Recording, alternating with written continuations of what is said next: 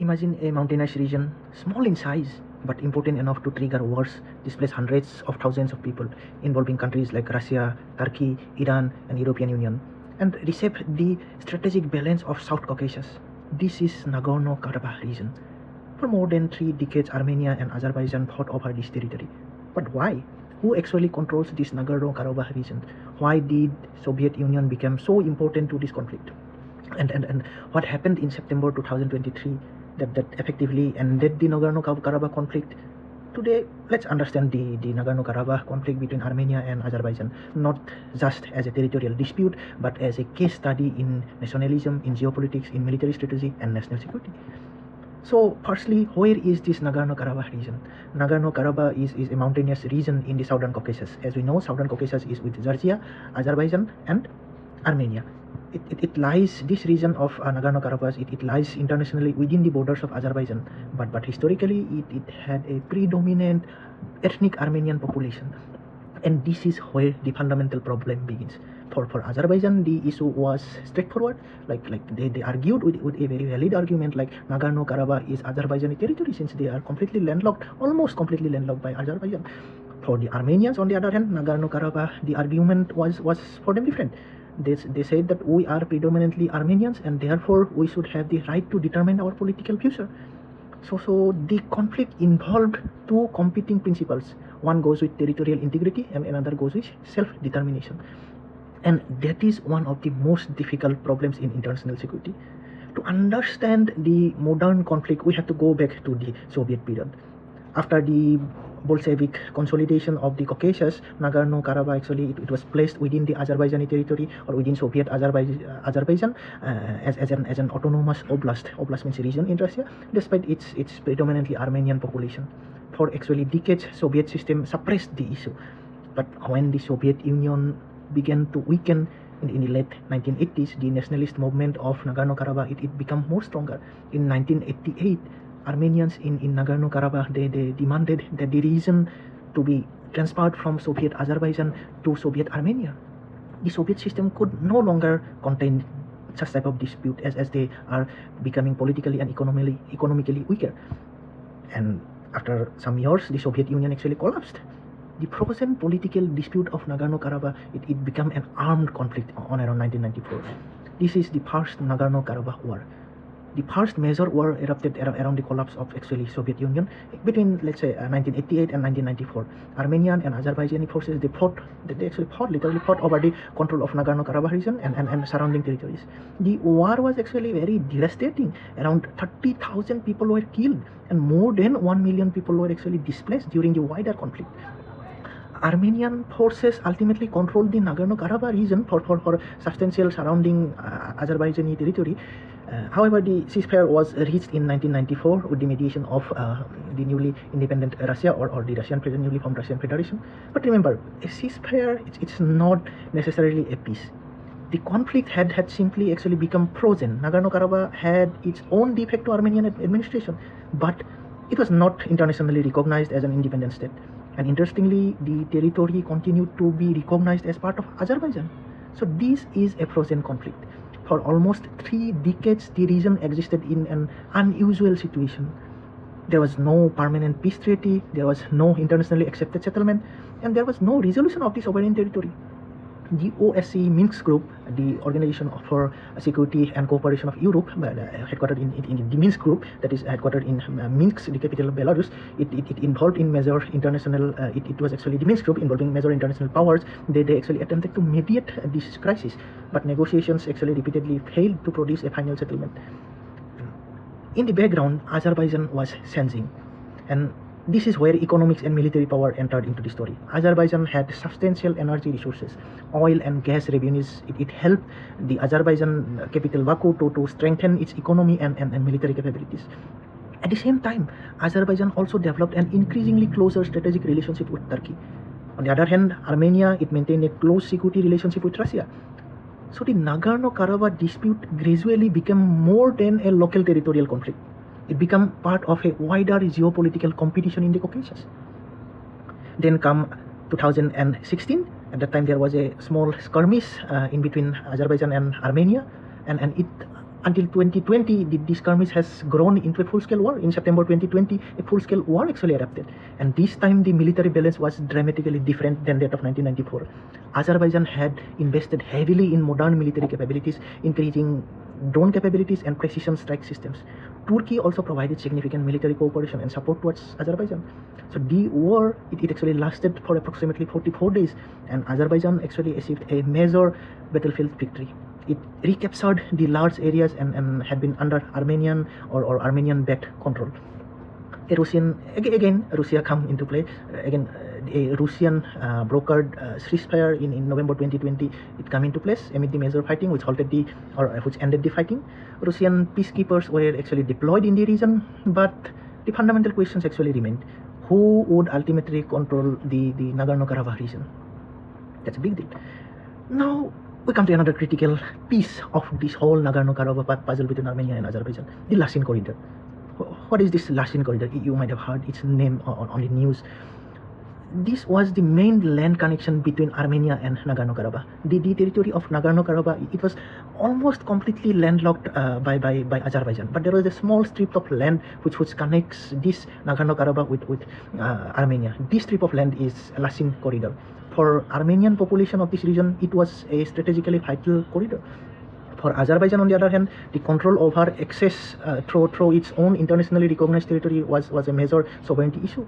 So tension around the corridor, it increased dramatically after 2022.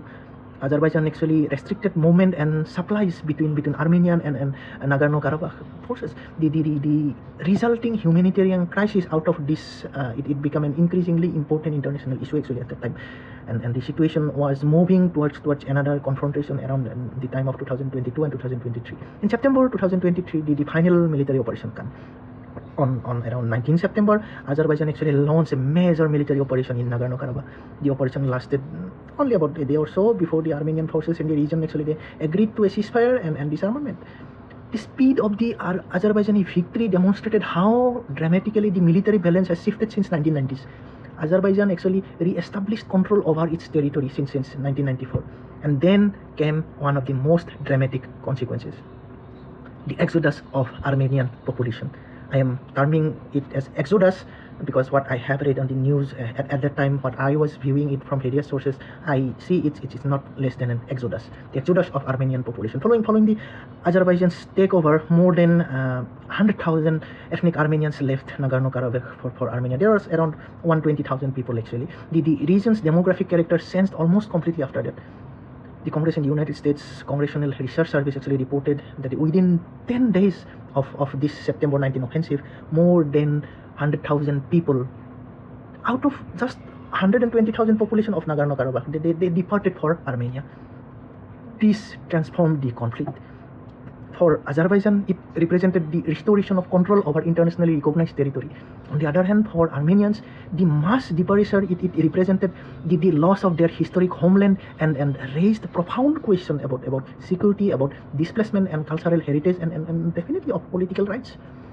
And this is why Nagorno-Karabakh cannot be understood simply by saying just in 2023, Azerbaijan just won.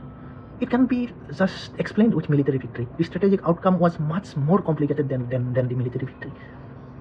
So why did Azerbaijan win actually militarily? If we are going to analyze this, we will find multiple factors. There are actually several important factors why Azerbaijan win this time, win in 2023 and not in 1994.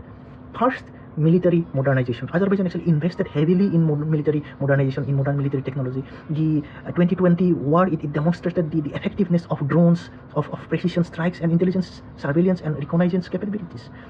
Secondly, the Turkey axis. Azerbaijan's strategic partnership with Turkey, it actually strengthened its military capabilities and strategic positions. Thirdly, the economic resources. Energy revenues, it gave Azerbaijan greater resource for defense modernization.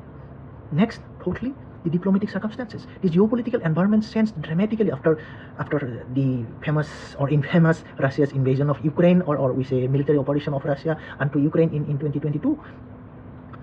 Russia's attention and resources were increasingly focused elsewhere in that Ukraine conflict. This actually weakened Moscow's ability to act as the unquestioned security manager of the South Caucasus. Lastly, the last factor is that Armenia's strategic vulnerability. their security dependence on Russia, it become increasingly complicated, particularly after this Ukraine-Russia conflict. The relationship between Yerevan, the capital of Armenia, and Moscow, it actually deteriorated. And Armenia increasingly sought stronger relationship with other Western countries. Now, what is the Russia's role, or what was the Russia's role? Russia is absolutely critical to understanding this Nagorno-Karabakh conflict. For decades, Moscow had enormous influence over both Armenian and Azerbaijani territories. Russia actually supplied weapons to both sides, to Azerbaijanis also, to Armenians also. It also acted as a mediator. 1994 peace deal was signed through the mediation of Russia. 2020 deals was also signed by Russia. I mean, Russia mediated the deals. After the 2020 war, Russia deployed peacekeepers in Nagorno-Karabakh. But by 2023, Russia's ability to maintain the previous status quo, it has significantly weakened since Russia had to deploy more troops towards the Ukrainian front. And when Azerbaijan actually launched its final operation on 2023, Russian peacekeepers, they didn't actually prevent, surprisingly, they didn't prevent Azerbaijan from establishing its control over the Nagorno-Karabakh physical territory. This illustration, it's an important lesson in international politics. It teaches us that a security guarantee is only as strong as the political and military willingness behind it. That is Russia's security guarantee, and that is so-called security guarantee of many states that we can see in present geopolitics. Now, let's look into Turkey's role. Turkey it has actually strong ethnic, linguistic, and strategic ties with Azerbaijan. The relationship between Turkey and Azerbaijan, it actually described in one phrase like it's one nation, two states. They themselves describe it like this. Turkey actually supported Azerbaijan politically and also militarily, particularly during this conflict up to 2020 or up to 2023. For Ankara, the capital of Turkey, Azerbaijan is actually important for several reasons: for energy, for trade, connectivity, and also the geography, which leads to geopolitics. Azerbaijan, they also provided Turkey with strategic connection between the Caspian region and Central Asia. So this Nagorno-Karabakh conflict was also connected to the larger struggle over transport corridors and regional connectivity. So the role of Turkey come much of importance in this conflict. Now, we cannot leave Iran, since Iran is neighbor of both the countries. Iran actually shares borders with both Armenia and Azerbaijan. Tehran, it has traditionally been uncomfortable with instability near its northern border. But there is also another strategic concern, that is connectivity. Any major sense in regional transportation route can actually affect Iran's strategic position. So Iran also had a large ethnic Azerbaijani population within its borders, the Shia populations also. Therefore, the Armenia-Azerbaijan relationship is not simply a foreign policy issue. It's not simply a foreign policy issue for Tehran. It had domestic and regional security implications as well. Azerbaijan was developing relations with Israel, and that actually raised the eyebrows of Iranian leaderships, and which compelled Iran to move much closer into Armenia. Now, coming to our own country, India. From Indian perspective, at the first glance, Nagorno-Karabakh, it may appear geographically very distant from India, but strategically it is not. The Southern Caucasus region, it sits around the intersection of Europe, Russia, Turkey, Iran, and Central Asia. And this region is increasingly important for connectivity, for energy, trade, etc. So India has developed close strategic relationship with Armenia. India has openly supplied Armenia with defense equipment like Pinaka systems, including systems such as artillery, air defense related capabilities, etc. At the same time, India also maintains important relationship with Azerbaijan and other geopolitical actors or other regional actors in that particular zone. So India tried to make a relatively balanced game. However, this time actually India took a side of Armenia in terms of military supplies. So the bigger national security relation, what can we learn, the bigger national security relation from this conflict? What can we learn from Nagorno-Karabakh conflict? There are actually five. I have found 5 major lessons. Lesson number 1, any frozen conflict, it can suddenly become again hot conflict. A conflict which remains unsolved for 30 years, 40 years, or like that, it can still explode. So we must be careful. Frozen conflicts are like frozen volcanoes, okay? They can erupt anytime. That's lesson number 1. Lesson number 2 is military technology actually senses the battlefield. The 2020 war actually demonstrated how drones, surveillance, and precision-guided systems, they can alter the balance of traditional military powers. What Armenia had the leverage in 1994, Armenia is not having that much leverage in terms of technology as Azerbaijan having. So military technology sense is very much important, and it is actually tested in the battlefield. Lesson number 3 is geography matters in geopolitics. Mountains, corridors, borders, and transport routes, they can actually determine the strategic value of a territory. Lesson number 4, here alliance matters in present-day geopolitics. Azerbaijan's relationship with Turkey and Armenia's relationship with Russia both influence the military and diplomatic balance. You see, if Russia were not involved in Ukrainian war, if Russia or Ukraine was not involved in such military conflict, Russia would have helped Armenia in a better way, and the result of this conflict would have been something different. So that is the alliance matter. That is what we learn from this conflict, that alliance in modern day geopolitics, it matters a lot. And finally, we learn that territorial disputes are rarely just about territory. They actually involve identity, history, ethnicity, sovereignty, demographics, even military powers, economics, as well as geopolitics of alliances. So where does the conflict stand today? The military phase over Nagorno-Karabakh has actually fundamentally changed. Azerbaijan actually controls the Nagorno-Karabakh region at present day. The Armenian administration that governed the region as de facto administration for decades, it no longer exists. And the overwhelming majority of the region's ethnic Armenian population has left to Armenia. But the broader Armenia-Azerbaijan relationship still involves difficult questions, including borders, transportation links, displaced people, prisoners, security guarantees, and terms of long-lasting peace. In March 2025, Armenia and Azerbaijan actually announced that they had agreed on the text of a peace agreement after decades of conflict.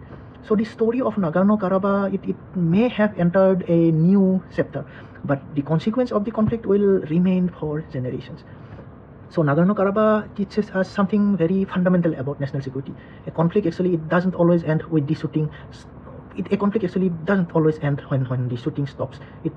Its consequences can continue through demography, through displacement, military modernization, alliances, economic corridors, information warfare, and geopolitics. For Azerbaijan, the story is one of this territorial restoration. For Armenia and displaced Karabakh Armenians, it is a story of loss, displacement, and insecurity. For the wider international community, Nagorno-Karabakh is a powerful case study of what happens when a frozen conflict meets changing military technology and shifting geopolitical power.